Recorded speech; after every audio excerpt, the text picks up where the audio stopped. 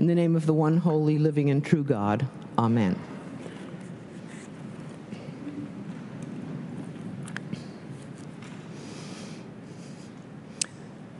It's a desperate plea, even sometimes as existential.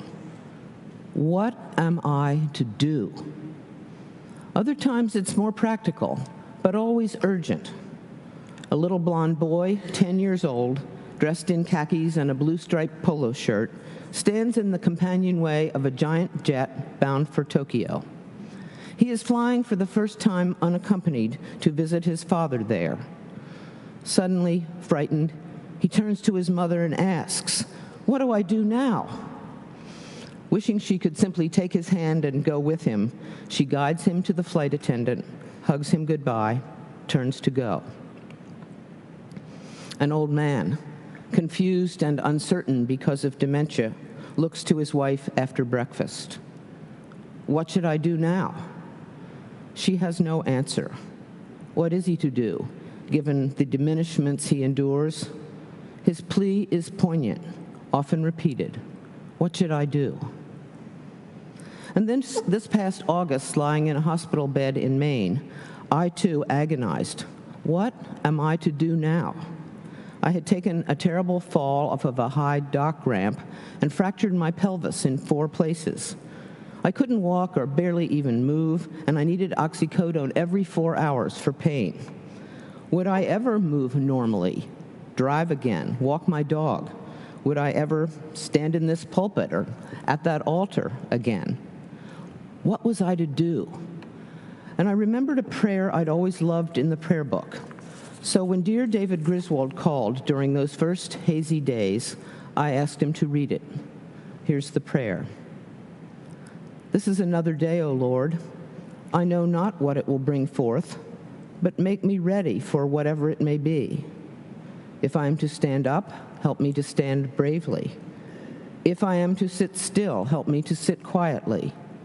If I am to lie low, help me to do it patiently. And if I am to do nothing, help me to do it gallantly. Make these words more than words and give me the Spirit of Jesus. Amen." Amen indeed. David's voice and the words of the prayer calmed me, addressed my urgent questions about what next and what to do. Be brave and quiet and patient and gallant. Not strong suits of mine, to be sure, but comforting in the face of my hurting body and spirit. Those words, prayed that day, will be with me always. So I could go on and on, story after story, about all the times when we don't know what to do, don't know what is required. It's such a human question. It arises always out of vulnerability and often fear. What are we to do? The examples I've given so far are about the question on a practical, individual level. They arise in particular life circumstances, and they include no direct reference to God. But the questions can be much more sweeping. And so I turn now to the majestic passage from the prophet Micah and his famous words that perhaps address the question better than any others. It is these lines that ring out. "With what shall I come before the Lord? He has told you, O mortal, what is good, and what does the Lord require of you, but to do justice and love kindness and walk humbly with your God." Here the question becomes theological, a question and answer between us and God, not what others expect of us, not just what next practical steps we must take, but indeed how it is we are to live our lives, both as individuals and in community. Maybe these words seem too grand for the small, uncertain boy at the airport, or the old man facing an empty day, or my own very personal concerns about recovery. So let's move now to the grander scale of Micah's prophecy. Do justice, love kindness, walk humbly with your God. This passage really came alive for me when the late Jane Holmes Dixon became the bishop pro tem of this diocese. This passage was like a mantra for Jane, and she would remind us of how often we confuse the first 2 commands. Jane would say, we love justice, but don't do it. We only do kindness when we feed the hungry and provide shelters. We love the idea of a just society, but fall far short of actually doing what it would take to end homelessness and hunger. I am cheered by the several ways this community is taking seriously the actual doing of justice, through the Washington Interfaith Network, through our work to end family homelessness, the ways we are addressing structural sin. This work must go alongside the many ways we do kindness, the water ministry, diaper drive, the refugee families, all the ways we do show kindness to others. Do justice, love kindness, not love justice and do only kindness. But it's really not either or, is it? It's not do one and love the other, but love and do both. And again, we can reflect on this at the personal level, the realm of our daily lives, as well as the grand sweep of our society and our world. At the personal level, parents know well about both doing and loving justice, doing and loving kindness. We need to hold our kids to account, instill in them a love of justice and fairness, and we need to love them unconditionally. At the societal level, we need to treat prisoners and refugees and even criminals kindly, even as we figure out how to treat all people justly. It's a double imperative, a fierce moral appeal. And speaking of a fierce moral appeal, in connection with this question about what are we to do, what is required of us, a new book practically jumped off the shelf at me this past summer. It's called How to Be Perfect, the Correct Answer to Every Moral Question. Catnip to me, an incipient perfectionist. I immediately snatched it and read it straight through. It's by Michael Schur, and here's the thing. Schur is a comedian. He's young, he's a TV writer and producer, he worked on Parks and Recreation. This is not a graybeard teaching moral philosophy 101. In fact, there are parts of the book that are so hysterical, so spot on about how much we want to be good people, how hard we try, how often we fail, but even so, how much it is worth it to try. Schur gives a brief overview of the major schools of ethics. He addresses increasingly tough moral questions with very specific examples, often quite funny. Here's one chapter heading, and all of his chapter headings are very long, but here's one I particularly loved. Quote, "We've done some good deeds and given a bunch of money to charity, and we're generally really nice and morally upstanding people. So can we take 3 of these free cheese samples from the free cheese sample plate at the supermarket, even though it clearly says 1 per customer?" You get the flavor. And as I read along, delightedly following Schur's questions and examples, I realized how slyly and gradually he convicts us.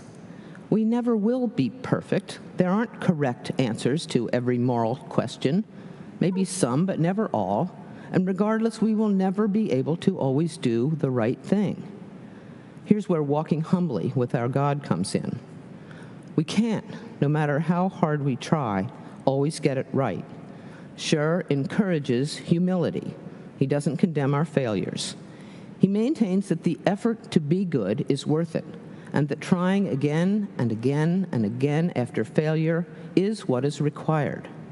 He knows we need to apologize when we wrong someone, and he acknowledges the role of forgiveness, saying that to offer or receive it is a gift of grace.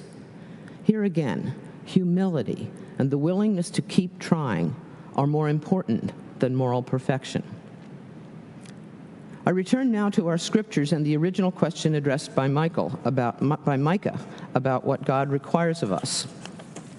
Doing and loving justice and doing and loving kindness are, of course, hard in so many ways.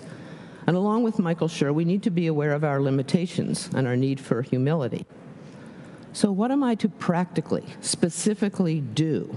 What is required of me, of us? So I wondered if today's passage from Matthew's Gospel might offer an answer. It's the familiar Beatitudes, and they are read so often, this series of blesseds that Jesus offers in his Sermon on the Mount, but it challenges me every time I hear it. The blesseds are almost all things that most of us don't want to be. Poor in spirit, those who mourn, the meek, the hungry, the persecuted. Well, the other blesseds are things we find it really, really hard to be. merciful and pure in heart, and peacemaking. And Matthew's Jesus doesn't give examples. He holds out this ideal of perfect blessedness and tells us to rejoice and be glad because our reward will be in heaven. How can these words help us do justice and love mercy? How can these help us to know what to do in at least a little more detail? And then last week, from Courtney Hundley on our staff, came a gift, an alternative set of Beatitudes, if you will. They're by Kate Bowler, who's a writer and associate professor at Duke Divinity School. Bowler is talking about people who care for other people, particularly those who are ill. But I believe her words have a far wider application. Here are Bowler's Beatitudes. Blessed are the noticers, the ones who see the story in its fullness. Blessed are the attenders, the witness bearers, the story holders, the ones who tiptoe to the edge right alongside us, knowing that the very act will break their heart in pieces too. Blessed are those who are amazed by a life lived in its fragility, its brevity, and its beauty. Blessed are the ones who stand close enough to say, behold, this is their love. This is their dumb hobby. And these are the people these blessed, loved through every hilarious failure, the ones they care for. These are their bad habits and favorite songs. This is the marvel I get to know. Behold, this is not a problem to be solved, but a person to be loved. And how lucky are we, these people, these loves that are so cared for, these precious, precious days. Maybe Bowler's words do not do justice to the grand societal scale of the imperatives of justice and kindness that Micah lays out. Detailed answers to that question, what am I to do, and the underlying what does God require, are so various they can never be spelled out, not in the Bible, not in a contemporary humorous book, not in any one place. Perhaps sometimes the answers can only be found in the depths of our hearts, the places where love calls us to care in the best ways we know how. But I hope these contemporary Beatitudes can prompt us, can help each of us to respond to the question, what am I to do, in fruitful and faithful ways? Amen.